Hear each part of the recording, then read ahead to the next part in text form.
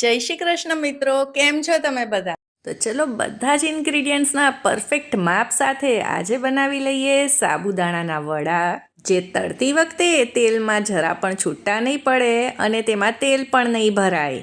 અને સાબુદાણા કેવી રીતે પલાળવા કે જેથી કરીને વડા જરા પણ ચીકણા ન બને. તો ચલો આજની રેસીપી શરૂ કરીએ. તો સૌથી પહેલાં તો આપણે સાબુદાણાને પલાળી લઈએ. તો અહીંયા 2 કપ સાબુદાણા લીધા છે. તો તમે આના માટે કોઈ પણ નાના મોટી સાઇઝના સાબુદાણા લઈ શકો છો. અને છેલ્લે હું તમને એ પણ જણાવીશ કે આજના માપથી કેટલા સાબુદાણાના વડા તૈયાર થાય છે. હવે તમે મેઝરિંગ કપના બદલે ઘરની કોઈ પણ વાટકીથી પણ આ માપ લઈ શકો છો. તો બીજી બધી વસ્તુઓ આપણે તે પ્રમાણે લઈશું. તો હવે 2 થી 3 વખત સાબુદાણાને ધોઈ લઈશું. હવે સાબુદાણામાં સફેદ પાવડર જેવું હોય છે, એટલે કે તેનો સ્ટાર્ચ હોય છે. તો આ રીતે ધોવાથી સાબુદાણા એકદમ જ સરસ ચોખ્ખા થઈ જશે. હવે સાબુદાણા પલાળવા માટે આપણે તેમાં ડૂબે તેટલું પાણી ઉમેરવાનું છે. જો પલાળતી વખતે આમાં વધારે પાણી ઉમેરીશું તો વડા પણ ચીકણા બનશે. હવે આને 4 થી 5 કલાક માટે પલળવા દઈશું. અને 1-1 કલાકે સાબુદાણાને ઉપર નીચે કરીને મિક્સ જરૂરથી કરજો, જેથી કરીને દરેક દાણો સરસ રીતે પલળી જાય.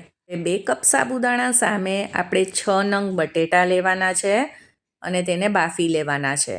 હવે સાબુદાણા પલળી જાય અને આ બધી તૈયારી થઈ ગઈ છે. તો ચલો હવે વડાનું મિક્સ તૈયાર કરી લઈએ. તો તમે જોઈ શકો છો કે અહીંયા સાબુદાણા એકદમ સરસ રીતે પલળી ગયા છે. હવે દાણો એકદમ જ સરસ રીતે દબાઈ જાય છે, એટલે આ પરફેક્ટ છે. હવે સાબુદાણાને આ રીતે મોટા વાસણમાં કાઢી લઈશું. હવે વ્રત ઉપવાસમાં બનાવી શકાય તેવા પલાળ્યા વગરના ઇન્સ્ટન્ટ સાબુદાણાના પરોઠા, હાંડવો, ભજીયા અને મીઠાઈ આવી ઘણી બધી રેસિપીસ છે, તે જરૂરથી ચેક કરજો. હવે બટેટાને બાફ્યા પછી એકદમ જ ઠંડા કરી લીધા છે અને પછી તેને આ રીતે મીડિયમ કાણાવાળી ખમણીથી ખમણી લીધા છે. તો બટેટા ઠંડા હોવા ખૂબ જ જરૂરી છે. જો તમે ગરમ બટેટા આમાં એડ કરશો તો વડા પણ ચીકણા તૈયાર થશે. તો આ નાની નાની બાબતોનું ખૂબ જ ધ્યાન રાખવાનું છે. 1 કપ શેકેલા સિંગદાણાનો આપણે આ રીતે દરદરો ભૂકો કરી લેવાનો છે. 3 થી 4 લીલા મરચાં અને 1 ઇંચ આદુના ટુકડાની પેસ્ટ કરી લીધી છે. 1 ચમચી ખાંડ ઉમેરીશું. 1 નાની ચમચી આખું જીરું ઉમેર્યું છે અને સ્વાદ પ્રમાણે મીઠું ઉમેરી દઈશું.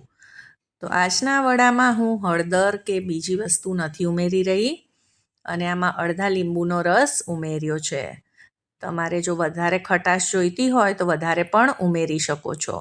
લીલા મરચાં મોરા હતા, એમાં તીખાશ નહોતી, એટલે મેં આમાં 1 ચમચી લાલ મરચું પાવડર પણ ઉમેર્યું છે.